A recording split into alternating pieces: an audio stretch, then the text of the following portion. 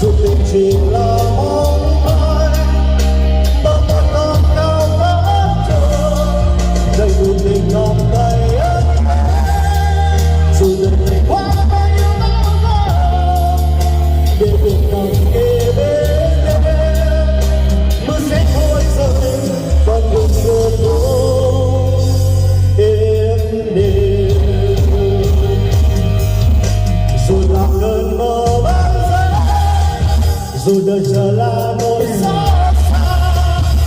dù tình chỉ là mong mỏi bao con con cao ngất trời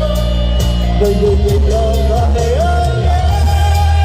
dù đời đời qua bao nhiêu bão